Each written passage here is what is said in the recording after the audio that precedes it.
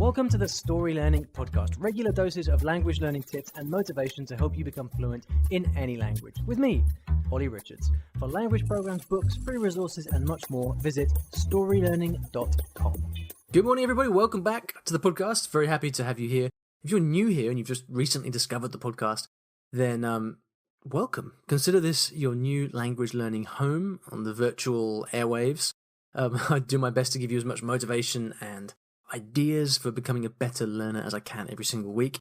Make sure you subscribe to the show as well so you get new episodes delivered to you directly, because I would hate for you to miss anything. We've got lots of great stuff coming up, including a question today, which is very interesting, all about material and how long, when is the right time to move on and start using different material. Very interesting. Now, without any further ado, let's get into today's question from Clay. Hi, Olly. This is Clay, long-time listener, first-time caller. I'm wondering how long I should use material before I move on to something new. How do I know when it's no longer useful to keep going over material? Thank you. Hey Clay, thank you very much for a fantastic question, and it's always great to have people finally calling in and leaving questions. I know there are plenty of people out there who have been listening for a long time, but have maybe never got around to asking a question, so thanks for that. Remember, if you would like to ask me a question, I'd love to hear from you. You can do that at iwillteachyoualanguage.com/ask, just like Clay did, and you can get your question featured here. Sometimes I get tweets and Facebook messages from people who have had their question answered here on the podcast, and I think people sometimes it can be surprisingly motivating, I think, to kind of just get confirmation of something that you're thinking about or that a doubt that you have. So why not go ahead and give it a try? Now, Clay, I am wondering if perhaps I haven't slightly misunderstood your question. There's two potential ways of reading your question. The first thing that you might be asking is, well, if you're using one piece of material, for example, one dialogue, then when do you know it's time to stop and move on? The other possible interpretation was, well, if you're studying in a certain kind of way, let's say you are using a textbook, when do you know that it's time to stop studying in that way and try something else? So I'll try and answer both of those. The first interpretation was, let's say you're studying with one particular piece of material, say a newspaper article. When's the right time to move on? Well, recently, what I've been trying to do myself is to find material that is only slightly harder than my current level. It's very easy to find material online, right? You can find something you can just go to any website and find material in the language. But the problem is that most people choose stuff that's far too hard for them. And that means that you can spend ages getting bogged down trying to look up every word in the dictionary. And I've done that myself many times, and I see people do that all the time.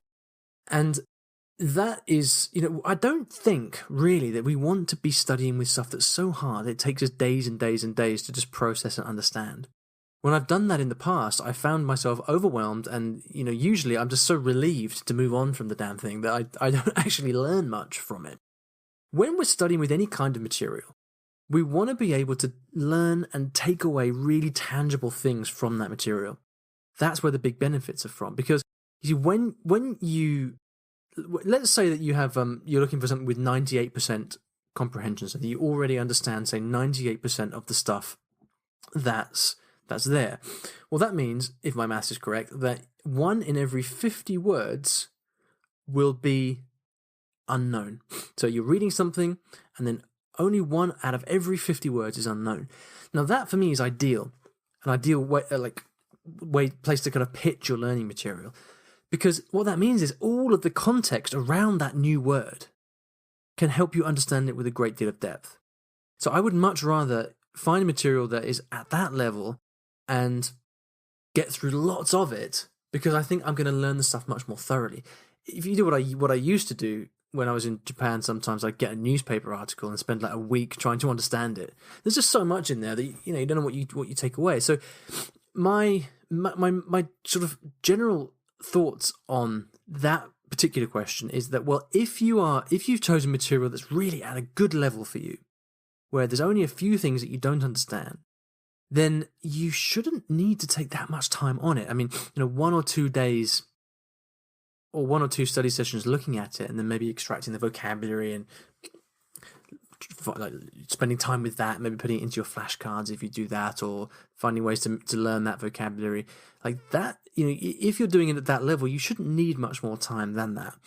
So that's where I've been trying to pitch my own learning recently, and then on that basis, I aim for like 100% comprehension. So I want to be able to read or listen to whatever I'm studying and understand that 100%, because at that level, that's when stuff really gets internalized.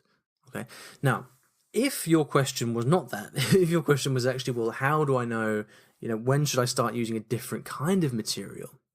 Then this is a slightly different question, I think. And I would look at this in a slightly broader way, which is this. You might be someone, and I say this because it's extremely common, you might be someone who jumps from one thing to the next. Like one day you read a newspaper article, the next day you read a blog, the next day you use some flashcards, the next day you do something else. It's kind of this butterfly problem, right? For me, this is one of the most destructive habits of all, jumping from one thing to the next. Because focus and depth of concentration is what works with language learning. So because so many people suffer from this butterfly syndrome, my advice is usually to just stick with one thing. Like, just do one thing. If you're getting something out of if you find your textbook useful, then just do that for weeks. Don't stop. Keep going. If you are finding that you're listening and reading to dialogues with audio or something, just do that. Don't stop. If you found material that you like, do that one thing. It's like there's a famous quote from Voltaire, which is, "Don't let the great be the enemy of the good." So common in language learning to try and find the perfect method or the perfect material or whatever. If you've got something that's working and you feel that you're learning, keep going at that. Okay. Now, when I'm studying, I always try to have a few strands to my learning. One thing I always try to do is make sure I'm regularly speaking. That's priority number 1. Priority number 2 is I'm always storing my vocabulary and reviewing and learning that. I do it on flashcards.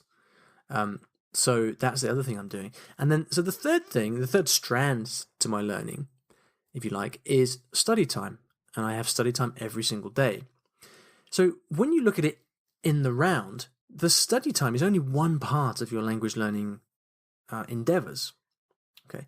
So because of that, I try not to make it too complicated. I tend just to do one thing over and over until I get bored. So, Clay, if your question is, well, how do I know when I should start studying something else in a different way? Then my follow-up question to you would become, well, I wonder why you're asking that question in the first place. There's 2 possibilities. Either you, like, deep down, you know that the activities that you're doing are not very productive. Or else you're doing something that is productive, but you're just kind of wondering, you've got this nagging doubt, like, should I be doing something different? Those are I guess the only 2 possibilities. And I would say, well, just like I said before, if you feel that the activity that you're doing is productive, I would just keep going until the end of time. Like, don't stop.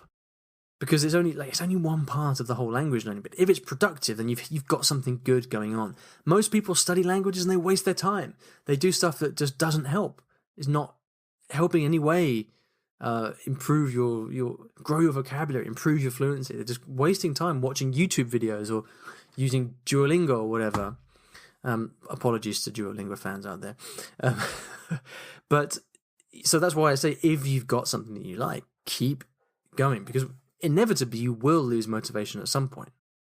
No one keeps doing the same thing forever. So I would wait until you lose motivation to try doing something else.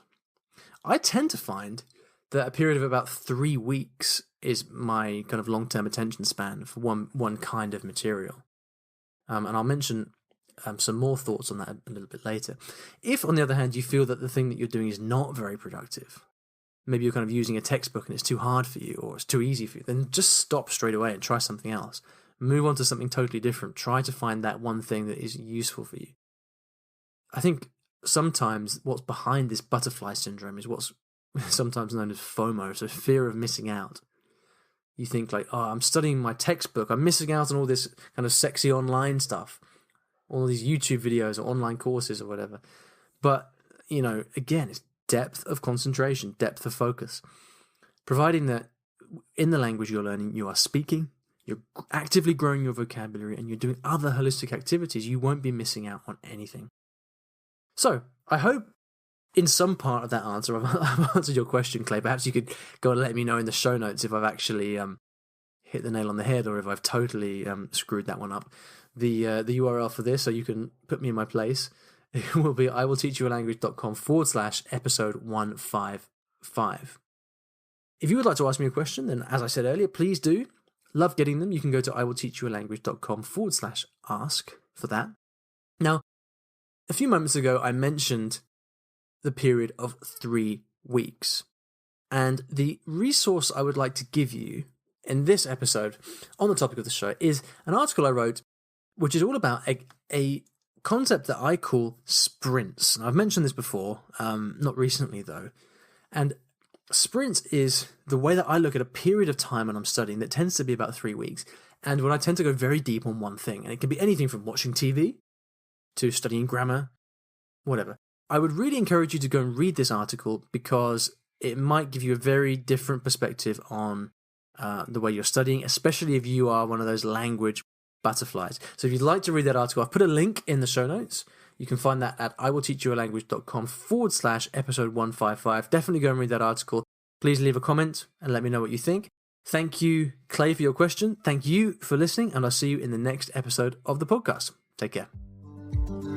Thanks for listening to today's episode, and in case you didn't already know, I teach languages in a rather unusual way through stories. Now, stories are a great way to learn a new language because when you're engrossed in a story, you remember things more easily, and the mechanics of the language just start clicking inside your brain. It's quite something, and if you'd like to find out how you can learn a new language or improve your skills in a language that you already know and do it with the power of stories, then you should check out my free Story Learning Kit, which will teach you exactly how this method works and how you can use it yourself to learn a new language.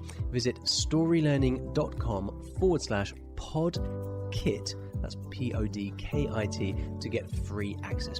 Inside, you'll find explanatory videos, masterclasses, worksheets, short stories to practice with, and much, much more. Once again, that is storylearning.com/podkit, PODKIT. And if you're lucky, you might also find a link in the podcast description or show notes of this episode.